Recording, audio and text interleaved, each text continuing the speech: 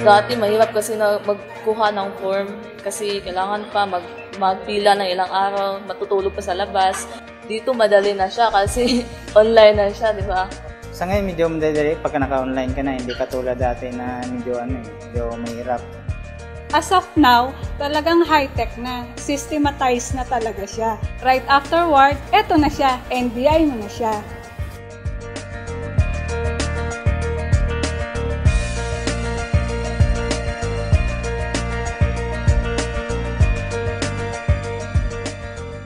Sa tulong po ng ating library ng Quezon City, meron po silang information center na ang sabi nila baka makatulong kami sa MBI dahil nga dun sa online.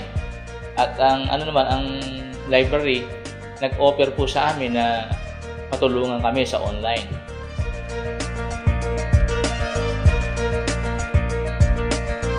Nakipag-meeting kami sa head ng NBI satellite office dito sa City Hall. We introduce na pwede rin ang library magamit sa serbisyo din nila. Nag-boom itong NBI. Talagang ang daming tao. Nagulat din kami sa response after the meeting with NBI head Mr. Angeles. Kinabukasan, hindi pa bukas ang library. Talagang ang dami ng pila. So, ang naging problema kung paano namin sila magkakaroon ng sistema na hindi magulo. Naging maganda naman yung outcome noon. Kasi kahit na ganun kadami yung tao, na-assist naman ito ng aming MIS staff at gayon din yung ibang mga staff ng library.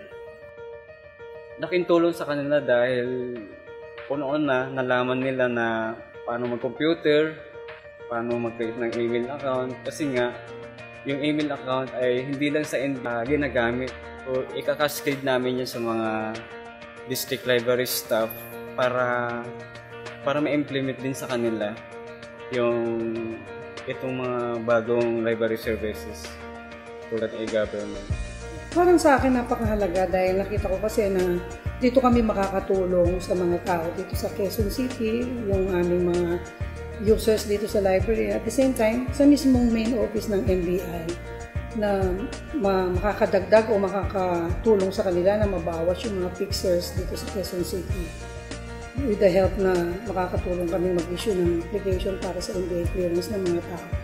Pero ang dami pa lang dapat na pwedeng i-provide sa community, kagaya nung online sa GSIS, sa PhilHealth, sa TESDA. So, kasama yan sa mga plano ko in the future. Kaya malaking tulong po ang in-offer sa amin ng library.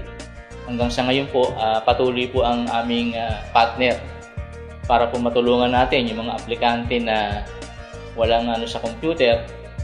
Sila po ang pinupuntahan ng ating aplikante na mag-online. Salamat dito lang sa library na nakakuha ako ng online sa NBI. Madali yung pag-process.